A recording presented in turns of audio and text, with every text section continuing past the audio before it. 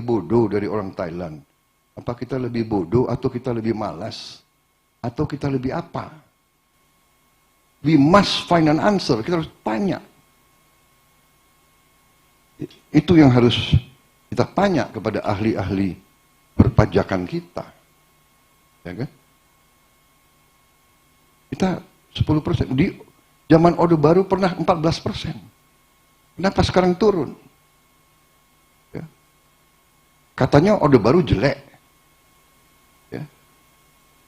Hal-hal semacam ini. Kalau kita bisa sama dengan Thailand saja atau sama dengan Malaysia, berarti kan kita sampai ke 16%. Kok tidak salah? Thailand sudah 18%. Katakanlah 16%. Kalau kita naik dari sekarang 10,8, 11%, kita naik ke 16%, berarti kan naiknya 5%. 5% dari GDP kita, ya, itu 75 miliar dolar. Hanya dengan perbaikan manajemen. Pasti para pakar nanti bisa menemukan. Ya. Mungkin dengan tambah komputerisasi, pakai digitalisasi, pakai banyak yang bisa di... Tapi itu, jadi naiknya itu bisa langsung 75 miliar dolar. Apalagi kalau bisa sama dengan Vietnam. Mungkin kita naiknya bisa 90 miliar dolar. Begitu kaya bangsa kita ini sebetulnya. Luar biasa. Jadi saya sudah lihat angka-angkanya, ya. GDP kita naik. Berapa tahun yang lalu hanya 1.300, 1.400.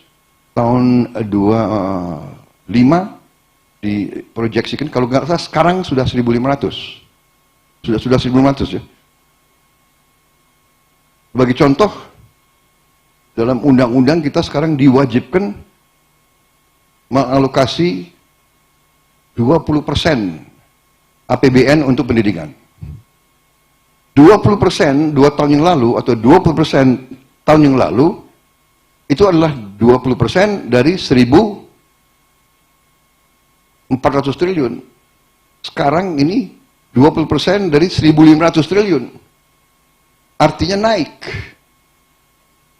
Jadi kita punya uang yang bisa dipakai untuk macam-macam. Itu kira-kira yang ingin saya sampaikan, saudara-saudara. Tadi disinggung masalah salah satu program strategis yang saya bersama Koalisi Indonesia Maju mengusung, antara lain makan bergizi untuk anak-anak Indonesia. Ini sangat strategis karena anak-anak Indonesia adalah masa depan Indonesia. Kalau tidak kita berani sekarang memberi gizi kepada anak Indonesia, 18 tahun lagi Indonesia akan mengalami sesuatu warga negara, suatu bangsa yang lemah. Lemah fisik, lemah otak. Kalau kurang protein di saat masih anak-anak, sel otak tidak berkembang, sel tulang tidak berkembang, sel otot tidak berkembang. Untuk jadi kuli saja mungkin kalah sama bangsa Vietnam. Untuk jadi petani mungkin tidak kuat lagi. Untuk jadi prajurit tidak kuat lagi. Ini harus kita sadari. Karena itu saya bertekad untuk melaksanakan ini.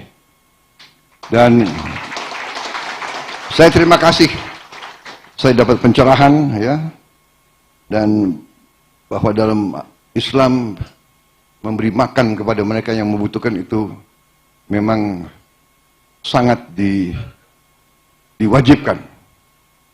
Berarti walaupun saya sering diejek dan sering dihina, nggak ada urusan saya.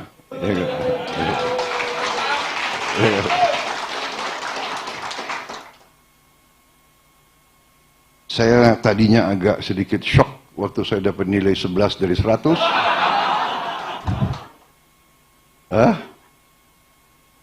Tetapi sekarang saya terima kasih sebetulnya saya terima kasih dengan apa?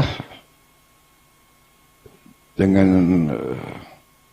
rival-rival saya kemarin itu. Semakin mereka ngejek saya, semakin rakyat cinta sama saya. Gitu. Ya. Saya sangat terharu, saya lihat anak-anak Indonesia. Bisa kita pertimbangkan Pak Hatta, Pak Zul. Usia nyoblos kita turunkan jadi 10 gitu. Kita menang besar, Pak. Saya terharu karena saya lihat ya di vlog-vlog itu ya, di sosmed ya, anak-anak nangis-nangis, marah-marah kalau orang tuanya nggak pakai kaos gemoy. Ya kan? Padahal aku tadinya ngerti aja nggak apa itu gemoy itu. Memang PAN ini luar biasa ini. PAN partai religius, ya kan? Taat agama, tapi saya lihat artisnya banyak sekali. Lebih berani kadang-kadang dari partai kebangsaan ini. Gerindra kalah. Dan juga PAN saya lihat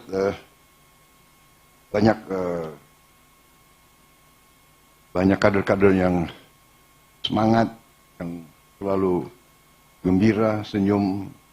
Jadi inilah saya kira watak bangsa Indonesia, keinginan rakyat kita ingin pemimpin-pemimpin selalu gembira, selalu senyum, selalu rukun. Itu yang kita rasakan, ya kan? Mereka yang mau pakai